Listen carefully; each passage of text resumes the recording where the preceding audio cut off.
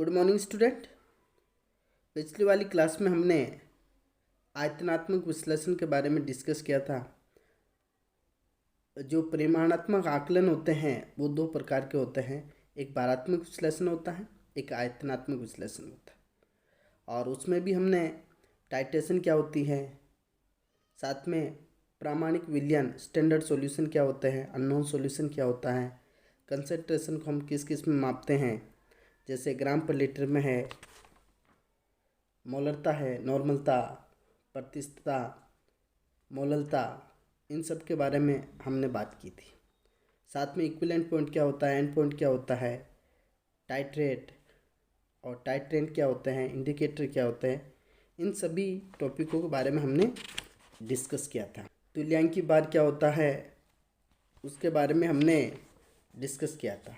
साथ में हमने परमैंगनेट टाइट्रेशन, जिसमें हम जो आयरन सेकंड आयन हैं उनको हम पोटेशियम परमैंगनेट के साथ में टाइट्रेशन कर रहे थे, और वो Fe3+ में जो Fe2+ आयन है वो Fe3+ आयन में कन्वर्ट होते हैं, और एंड पॉइंट पर उसका रंग जो गुलाबी हो जाता है, और जो KMnO4 होता है वो सेल्फ इंडिकेटर का काम करता है। इन सभी बातों को हमने डिस्कस किया था। और इसी के साथ में हमने जो पोटेशियम परमैंगनेट होता है उनकी सीमाएं देखी थी, लिमिटेशंस क्या होते हैं, और प्राइमरी स्टैंडर्ड सॉल्यूशन क्या होते हैं उसको भी हमने समझा था।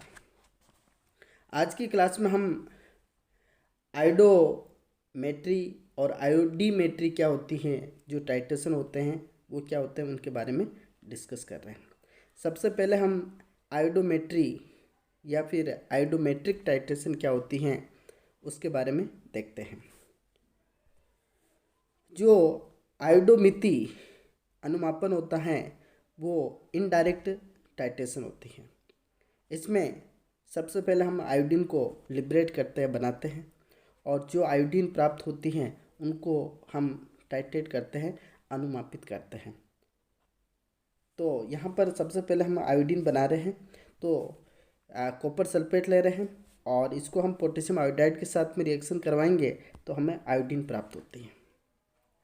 इस आयोडीन जो प्राप्त आयोडीन है उसको सोडियम थायोसल्फेट के साथ में रिएक्शन करवाएंगे और सोडियम आयोडाइड हमें प्राप्त होगा, यानी कि आयोडीन आयन प्राप्त हो रहे हैं। ठीक है। और ये साथ में जो ये बीकर है यानी कि फ्लास्क है, और ये ब्यूरेट है। ब्यूरेट के अंदर आपको सोडियम थायोसल्फेट को लेना है, और जो फ्लास्क हैं इसके अंदर स्टार्च, इसमें कॉपर सल्फेट, और इसी के अंदर पोटेशियम आयोडाइड को मिलाना है, और फिर आयोडीन बनेगी। और आयोडीन जैसे बनी उसको हम स्टार्च इंडिकेटर डालेंगे, और इसके बाद इस थायोसल्फेट सोडियम थायोसल्फेट के साथ में रिएक्शन करवाएंगे। तो उस स्थिति में जो इसका ब्लू कलर होता है सॉल्यूशन का, वो रंगहीन कलरलेस हो जाता है। इन्हीं बातों को हमने यहाँ पर डिस्कस कर रखा है कि फ्लास्क के अंदर सबसे पहले हम कॉपर सल्फेट लेंगे और इसमें पोटेशियम आयोडाइड की अधिकता को मिलाएंगे तो आयोडीन प्राप्त होती है, और आयोडीन को हम स्टार्च के साथ में रिएक्शन करवाएंगे तो वो ब्लू कलर में कन्वर्ट हो जाता है। और जो ब्यूरेट है, ब्यूरेट के अंदर सोडियम थायोसल्फेट लिया जाता है। अब यहाँ पर देखो, जो इस फ्लास्क के अंदर जो आयोडीन है वो अननोन सॉल्यूशन है, क्योंकि इसकी हमें कंसंट्रेशन पता नहीं, जबकि ब्यूरेट के अंदर जो थायोसल्फेट है इसकी हमें कंसंट्रेशन पता होगी, और इसके साथ हम टाइट्रेट कर रहे हैं।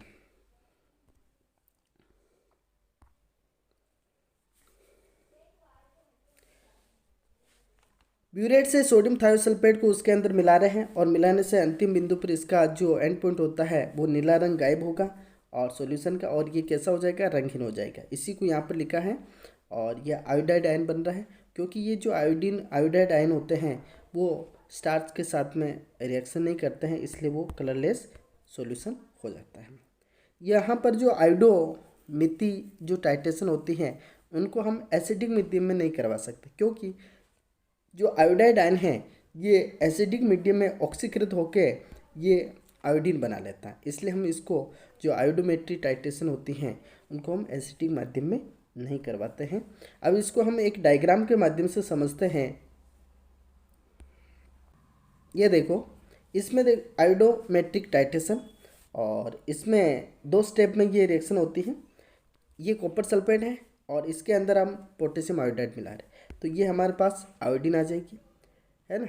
और इसका गहरा पीला भूरा रंग होता है, तो लगभग ये भूरा कलर का दिख रहा है। और इसके अंदर अब हम स्टार्च इंडिकेटर मिलाएंगे। यहाँ पर देखो जो एनालाइट है, यहाँ पर आप कॉपर सल्फेट ले सकते हो, पोटेशियम परमैंगनेट है, H2O2 है, पोटेशियम डाइक्रोमेट है, MnSO4, ये इनमें से कोई भी ले सकते हो। इसी के साथ में ये आयोडीन है और इसके अंदर अपन स्टार्च इंडिकेटर मिला रहे हैं, तो ये ब्लू कलर में कन्वर्ट हो जाएगा। और ये हमने अलग कलर से बता रखा है, यानी कि यहाँ पर ये ब्लू कलर का हो जाएगा। और इसके अंदर जब आप सोडियम थायोसल्फेट एक एंड पॉइंट तक मिलाते हो, तो इसका जो कलर है वो रंगहीन हो जाता है, कलरलेस हो जाता है। ये एंड पॉइंट पर कैसा हो गया, कलरलेस। तो ये आयोडोमेट्रिक टाइट्रेशन होती है। तो आपको आयोडोमेट्रिक टाइट्रेशन के अंदर ये ध्यान में रखना है कि आयोडोमेट्रिक जो टाइट्रेशन होती हैं वो हम इनडायरेक्ट टाइट्रेशन होती है, क्योंकि इसमें हम इस रिएक्शन के जो इस टाइट्रेशन में हम आयोडीन को पहले लिबरेट कर रहे बनाते हैं और फिर उसको स्टार्च इंडिकेटर डाल के और सोडियम थायोसल्फेट के साथ में रिएक्ट करवाते हैं। और एंड पॉइंट जैसे आता है वो उसका जो कलर होता है ब्लू कलर से, ये किस में कन्वर्ट हो जाता है, ये रंगहीन कलरलेस में कन्वर्ट हो जाता है। और जो आयोडोमेट्रिक टाइट्रेशन होती हैं इसमें आपको एसिडिक मीडियम में नहीं करवानी है, क्योंकि जो आयोडाइड जो आयन होते हैं वो ऑक्सीकृत होकर और आयोडीन के अंदर कन्वर्ट हो जाए, यानी कि हमें सही तरह से इसकी गणना नहीं कर पाएंगे। ठीक है, अब हम पढ़ते हैं आयोडीमेट्री टाइट्रेशन क्या होती है, उसके बारे में हम डिस्कस करते हैं। नेक्स्ट जो टाइट्रेशन है वो है आयोडीमेट्री टाइट्रेशन, आयोडीमिति। यहाँ पर हम जो आयोडीन होती है उसको डायरेक्ट हम यूज़ करते हैं, इसलिए इसको डायरेक्ट टाइट्रेशन भी कहते हैं। क्योंकि यहाँ पर देखो कि आयोडीन को हम डायरेक्ट काम ले रहे हैं और सोडियम थायोसल्फेट के साथ में रिएक्शन करवा रहे हैं और सोडियम टेट्राथायोनेट बन रहा है और ये सोडियम आयोडाइड बन जाएगा। ठीक है, तो आपको जो फ्लास्क है इसके अंदर आपको क्या लेना है, आयोडीन लेनी है। और यहाँ पर जो आयोडीन होती है, अब यहाँ पर हम डायरेक्ट आयोडीन ले रहे हैं, इसका मतलब इसकी कंसंट्रेशन हमें ज्ञात होती है, तो ये नॉन सॉल्यूशन होता है। ठीक, और ये आयोडीन जल के अंदर बहुत कम सोल्यूबल होती है, इसलिए इसके अंदर हम पोटेशियम आयोडाइड भी थोड़ा इसके अंदर मिला देते हैं इस फ्लास्क के अंदर। और फिर वही हम इसके अंदर इंडिकेटर के रूप में स्टार्च मिला रहे हैं और इसका ब्लू कलर आएगा। और फिर हम सोडियम थायोसल्फेट के साथ में एनालाइट के साथ में इसको रिएक्शन करवाएंगे। और जो एनालाइट है यहाँ पर ये एक रिड्यूसिंग एजेंट का काम करता है और यहाँ से ये ब्लू कलर किस में कन्वर्ट हो जाएगा, रंगहीन हो जाता है। अंतिम बिंदु पर ये रंगहीन हो जाता है। तो इसी बात को यहाँ पर लिखा हुआ है कि आयोडोमिति में आयोडीन विलयन में सीधे ही किसी अपचायक जैसे कि सोडियम थायोसल्फेट के साथ में अनुमानित किया जाता है। तो ये सोडियम थायोसल्फेट है, आयोडीन के साथ हम रिएक्शन करवा रहे हैं और सोडियम आयोडाइड हमें प्राप्त हो रहा है। और इन्हीं बातों को हमने यहाँ लिखा है कि आयोडीन विलयन फ्लास्क में लेते हैं और इसमें इंडिकेटर के रूप में स्टार्च मिलाते हैं और स्टार्च जैसे मिलाओगे तो इसका जो कलर है वो ब्लू कलर का हो जाएगा। और फिर सोडियम ब्यूरेट से हम, है ना, टाइटेंट के रूप में क्या मिला रहे हैं, यहाँ पर सोडियम थायोसल्फेट मिलाते हैं। और जैसे एंड पॉइंट आता है अंतिम बिंदु पर इसका जो सॉल्यूशन होता है वो रंगहीन हो जाता है। और ये रिएक्शन क्योंकि जो स्टार्च आयोडाइड आयन के साथ में रिएक्शन नहीं करेगा और ये कलरलेस होता है। तो यहाँ पर देखो कि ये हम यहाँ पर इसको डायरेक्ट आयोडीन को इस आयोडीमेट्री टाइट्रेशन के अंदर यूज करते हैं, इसलिए इसको डायरेक्ट टाइट्रेशन भी कहते हैं।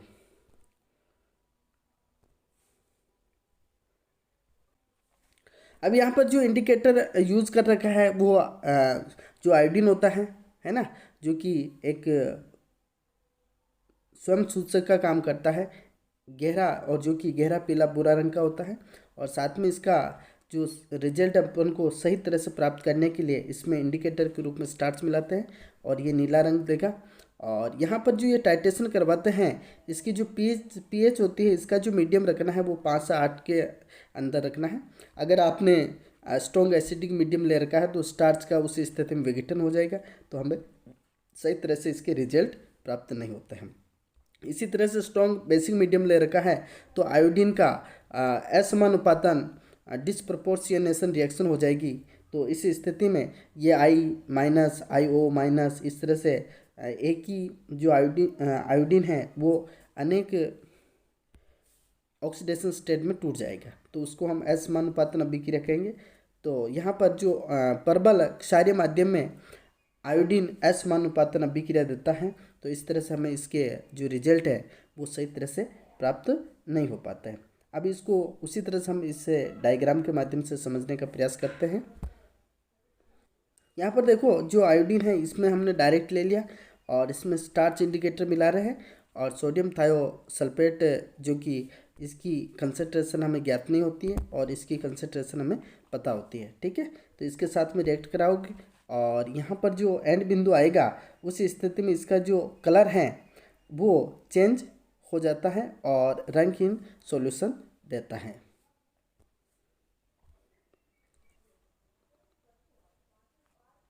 यहाँ पर देखो इसका जो सॉल्यूशन का जो कलर है वो रंगहीन कलर देखने को मिलता है। तो आयोडीमेट्रिक टाइट्रेशन इस तरह से कंप्लीट होती है। तो आयोडोमेट्रिक टाइट्रेशन और आयोडीमेट्रिक टाइट्रेशन क्या होती है उसमें आपको वेरिएशन ध्यान में रखने। जो आयोडोमेट्रिक टाइट्रेशन होती है उसमें हम पहले आयोडीन को बनाते हैं और फिर आयोडीन बनाने के बाद में हम उसकी जो टाइटेंट के साथ में हम रिएक्शन करवाते हैं। ठीक है, और इसी तरह से यहाँ पर इसके अंदर जो आयोडीमेट्रिक टाइट्रेशन होती है उसके अंदर हम डायरेक्ट आयोडीन यूज करते हैं और उसके साथ में हम जो एनालाइट होते हैं, रिड्यूसिंग एजेंट होते हैं, उनके साथ में रिएक्शन करवा के हम एंड पॉइंट लेके आते हैं। तो ये दोनों जो डिफरेंस है आपको ध्यान में रखना। साथ में जो आयोडोमेट्रिक टाइट्रेशन होती हैं वो इनडायरेक्ट टाइट्रेशन होती है, जबकि जो आयोडीमेट्रिक टाइट्रेशन होती है वो डायरेक्ट टाइट्रेशन होती है।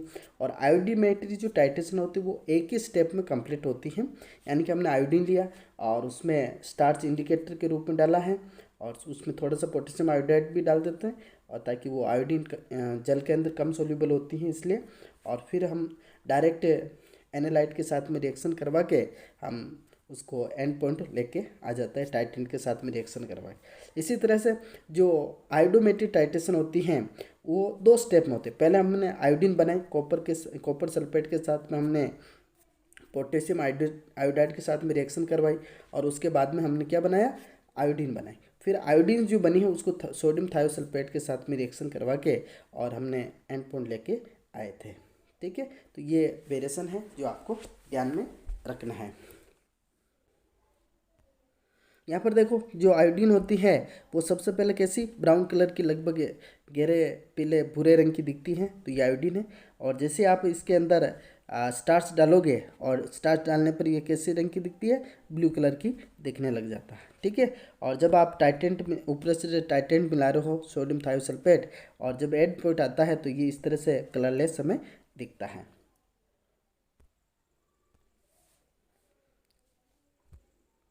अब हम जो इंडिकेटर क्या होते हैं उनके बारे में डिस्कस करते हैं। सूचक पदार्थ इंडिकेटर क्या होते हैं कि वह पदार्थ हैं जो अभिक्रिया कंप्लीट होने पर जो अनुमाप्य में थोड़ी मात्रा मिलाते हैं ताकि हमें सूचना मिले कि रिएक्शन कंप्लीट हो गई है, उसे हम क्या कहेंगे, सूचक पदार्थ बोलते हैं, इंडिकेटर कहते हैं। ये किस में मिलाया जाता है, तो ये टाइट्रेट के अंदर मिलाया जाता है, अनुमाप्य के अंदर इसको मिलाते हैं। अब ये 3 तरह के होते हैं। पहला स्वयं सूचक, यानी कि खुद ही उस रिएक्शन के कंप्लीट होने की सूचना दे दे तो वो स्वयं सूचक के रूप में काम करेगा, सेल्फ इंडिकेटर कहेंगे। बाह्य सूचक, हमें बाहर से कोई इंडिकेटर मिला रहे हैं और टाइट्रेट के अंदर यानी कि अनुमाप्य के अंदर, तो उस स्थिति में ये एक्सटर्नल इंडिकेटर कहलाएंगे। और आंतरिक रूप से हैं तो वो आंतरिक सूचक इंडिकेटर कहलाते हैं। तो स्वयं सूचक क्या होते हैं? कुछ अनुमापनों में अभिक्रिया का पूर्ण होना किसी एक अभिकारक से ही हमें ज्ञात हो जाता है, यानी एक ही रिएक्टेंट से हमें पता चल जाता है, इसलिए उसे सेल्फ इंडिकेटर कहते हैं। जैसे पोटेशियम परमैंगनेट है, इसको हम फेरस सल्फेट या फिर इस पोटेशियम परमैंगनेट को ऑक्जेलिक एसिड के साथ में एसिडिक माध्यम में इसकी रिएक्शन करवाते हैं, तो जो पोटेशियम परमैंगनेट होता है ये सेल्फ इंडिकेटर का काम करता है, और अंतिम बिंदु पर ये गुलाबी या बैंगनी रंग का हमें दिखाई देता है। इस तरह से सॉल्यूशन का रंग चेंज होते ही हमें ये, यानी कि पोटेशियम परमैंगनेट इन टाइट्रेशन के अंदर ये सेल्फ इंडिकेटर का काम करता है। बाह्य सूचक यानी कि बाहर से मिला रहे हैं, तो कुछ जो रिडॉक्स टाइट्रेशन होते हैं उनमें अंतिम बिंदु ज्ञात करने के लिए सूचक को हमें बाहर से बाह्य रूप से काम में लेने पड़ते हैं, यानी कि बाहर से मिलाना पड़ता है। और ferrous ammonium sulphate potassium dichromate के अम्लीय माध्यम में होने वाले अनुमापनों में पोटेशियम फेरिसाइनाइड का जो प्रयोग करते हैं वो बाह्य सूचक का काम करता है। यहाँ पर जो बाह्य सूचक कौन काम कर रहा है? तो पोटेशियम फेरिसाइनाइड से यहाँ पर बाह्य सूचक का काम करता है। यहाँ पर इसकी ये रिएक्शन दे रखी है और ये कॉम्प्लेक्स बनेगा, और यहाँ इसका जो कलर है वो नीला कॉम्प्लेक्स का फॉर्मेशन होता है। आंतरिक या रेडुक्स सूचक ये वे पदार्थ होते हैं जो उत्क्रमणीय ऑक्सीकरण अपचयन युग्म बनाते हैं, यानी कि ऑक्सीकृत व अपचेत अवस्था में इनका जो कलर है वो अलग अलग देखने को मिलता है। और सूचक का ऑक्सीकृत रूप है ये, और अपचेत रूप है। तो इस तरह से इनके जो दोनों ऑक्सीकृत रूप और अपचित रूप है, तो उसमें इनका जो कलर है वो अलग अलग देखने को मिलता है। एग्जाम्पल के रूप में फेरोइन सूचक काम में लेते हैं। तो जो फेरोइन होता है वो ऑक्सीकृत है अवस्था में इसका हल्का नीला रंग होता है, जबकि अपचेत अवस्था में इसका लाल रंग का होता है। यहाँ पर ये जो हल्का नीला कलर दिख रहा है ये ऑक्सीकृत फॉर्म होती है, और ये जो लाल रंग का दिख रहा है ये अपचेत अवस्था होती है। तो इस तरह से ये इंडिकेटर के बारे में हमने बात की।